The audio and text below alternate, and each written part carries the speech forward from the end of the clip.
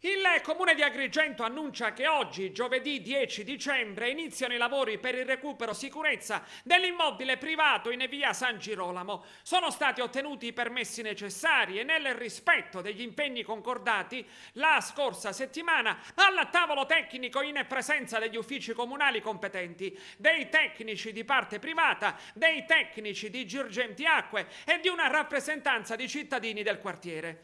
Appena conclusi i lavori, Girgenti Acque provvederà al ripristino della condotta fognaria e saranno effettuati ulteriori sopralluoghi delle cavità sotterranee, vincolando la restituzione della strada al transito soltanto in condizioni di cessato pericolo e di ripristino della sicurezza a tutela della incolumità dei cittadini. Il videogiornale nel centro storico di Agrigento, a San Girolamo, nel giorno dunque di inizio dei lavori di recupero sicurezza. Ascoltiamo alcuni interventi registrati sul luogo. E questi sono i risultati di settimane e settimane di denunce che facciamo anche grazie a Teleagras per la messa in sicurezza di questa strada e di questo palazzo che sta cadendo. E invece di cominciare a metterlo in sicurezza sul vero senso della parola, che l'unica messa in sicurezza è quella di buttarlo a terra. A parere mio, io non ne capisco, però per quello che ne posso capire l'unico sistema è buttarlo a terra per levare il pericolo. Ci stiamo cominciando a fare la facciata, di fare il prospetto, perché? Forse per eliminare le prove che il palazzo sta cadendo. Ora io dico una cosa: il nostro sindaco, i nostri assessori, la nostra protezione civile, perché non viene a vedere che cosa sta succedendo qua, che cosa sta facendo il privato, senza che loro, qua è un tecnico del comune, non l'ho mai visto, e se viene quando non ci sono io, perché non me lo viene a spiegare a me quello che stanno combinando qua? Io ho bisogno di sapere, abitanti di questa strada, come tante altre persone, se noi dobbiamo e se possiamo rimanere ad abitare le nostre case qua in via San Girolamo, o se è il caso che andiamo tutti via, che abbiano il coraggio di dircelo: uscite fuori di casa, e noi usciremo. Nessuno vuole la strada aperta, perché mi accusano di fare politica e demagogia, che voglio aprire la strada. Io la strada non la voglio aperta, voglio che mi si metta in sicurezza prima il palazzo che va buttato a terra e poi la strada.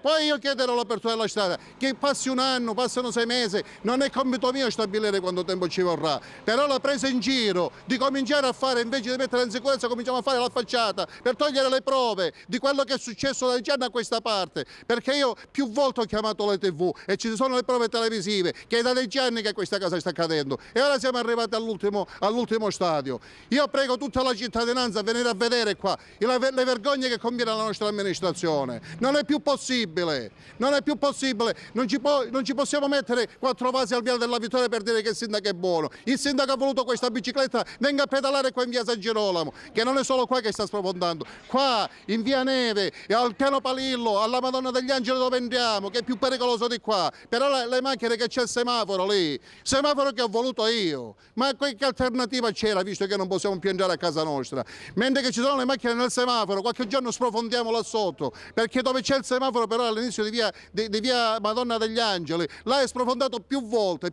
ci mettono la rete elettrosaldata con un pochettino di cemento sopra. Vergogna, avrebbe detto Carmelo Picarella in Consiglio Comunale. Noi è la seconda volta che abbiamo già chiesto il Consiglio Comunale aperto, ma solo e semplicemente affinché ai cittadini si spiega quello che effettivamente sta accadendo in via San Girolamo.